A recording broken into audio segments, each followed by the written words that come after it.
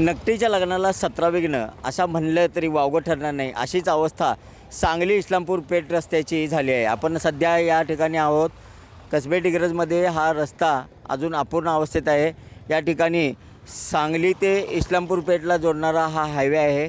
मुळात हा हायवे करण्यासाठी अनेक नागरिकांचे या ठिकाणी जीव गेलेले आहेत. या ठिकाणी अपघात झाल्यामुळे शेकडो लोकांचे जीव या ठिकाणी गेलेले आहेत आणि अनेकांची मागणी गेली कित्येक वर्ष होती की हा रस्ता चांगल्या पद्धतीने करण्यात यावा.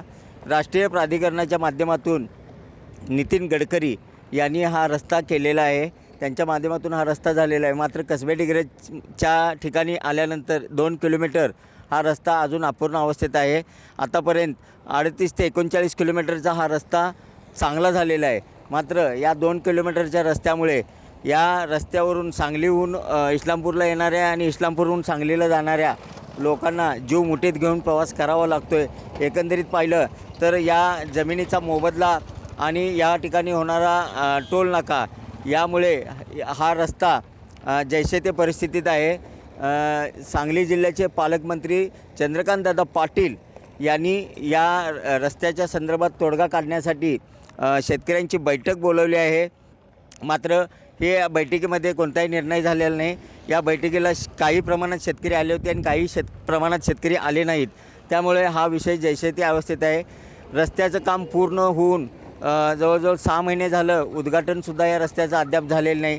केवळ 2 किलोमीटरचा हा जो रस्ता आहे 1.5 ते 2 किलोमीटरचा हा अपूर्ण अवस्थेत असल्यामुळे या ठिकाणी नागरिकांना जीव मुठीत घेऊन प्रवास करावा लागतो. त्याचबरोबर वाहनांचे सुद्धा प्रचंड नुकसान या ठिकाणी झालेलं आहे. एकंदरीत पाहिलं तर आपण पाहू शकता आता या रस्त्यावरून ये जा करणारे अनेक प्रवासी आहेत. आपण त्यांच्याशी जाणून घेऊया. काय भावना आहेत तुमच्या? हा रस्ता अजूनही पूर्ण झालेला नाही, काय त्रास होतोय? मला वाटतं की सांगा. माझं नाव प्रशांत खंडागळे आहे. या रोडवर बऱ्यापैकी हा रोड हायवे आहे. पुणे, सातारा, कराड, जे काही मुंबई, बऱ्याच हा वाहतुकीचा रोड आहे.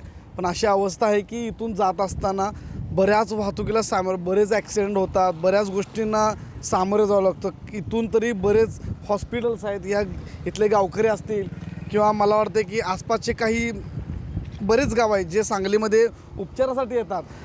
त्यांना इतक्या भयानक रूपांना सामना करावा लागतो आहे की तुम्हीच विचार करा, एक जीवघेणा प्रसंग झाला असताना ह्या रोडवरून तो व्यवस्थित जाईल का? किंवा मला असं वाटतं की इथून जे दळणवळण आहे, वयस्कर लोक असतील, कुणाला ॲक्सिडेंट झाला, कुणाला काही समजा काही गोष्टींना सामोरं जात असेल, तुम्हाला असं वाटतं का की हा रोड एकदम म्हणजे मला सांगायचं आहे की मृत्यूचा एक सापळा बनलेला आहे. आणि या रोडकडे आता निवडणूक तोंडावर असतानाही कोणीही लक्ष देत नाही. म्हणजे किती हलगर्जीपणा चालला आहे.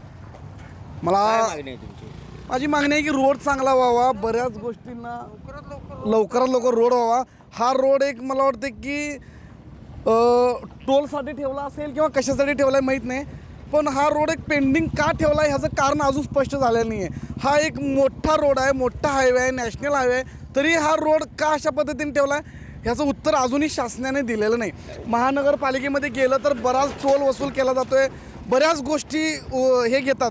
पण तुम्ही बघू शकता की मागे बघा तर इतका रोड हा गर्दीचा असतानाही या रोडवर सुविधा म्हणून नाही आहे. तर मला हेच सांगायचं आहे की हा रोड लवकरात लवकर पूर्ण व्हावा आणि हा एक जीवघेणा प्रसंग असेल किंवा मृत्यूचा सापळा असेल तर तो दरवाजा बंद करण्यात यावा. आपल्याबरोबर वयस्कर आजोबा आहेत. तुमचं नाव सांगा. काय तुम्ही 2 व्हीलरवरनं चाललाय? कुठून कुठं चाललाय? काय अडचण आहे त्या रस्त्यावर? 2 किलोमीटरचा रस्ता झाला नाही. आमची पाहुणे आहेत नवेखेडला, तिकडे लग्नासाठी जाऊन आलो. काय मागणी आहे? लवकरात लवकर शासनानं हा रस्ता पूर्ण करावा एवढीच आमची मागणी आहे.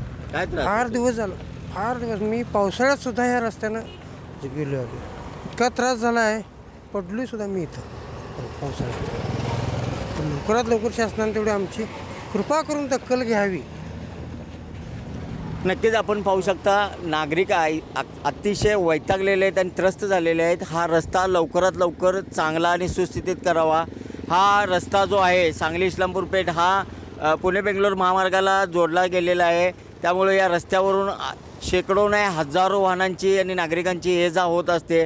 पण शासनाचे याकडे दुर्लक्ष असल्यामुळे या ठिकाणी राहणाऱ्या आणि या परिसरातल्या नागरिकांच्यातून संताप व्यक्त होत आहे.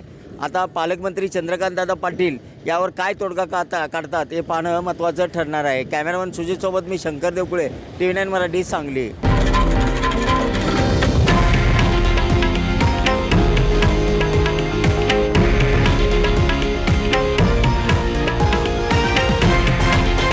हे आहे देशातील नंबर 1 न्यूज नेटवर्क आणि आपण पाहत आहात TV9 मराठी, एकमेव.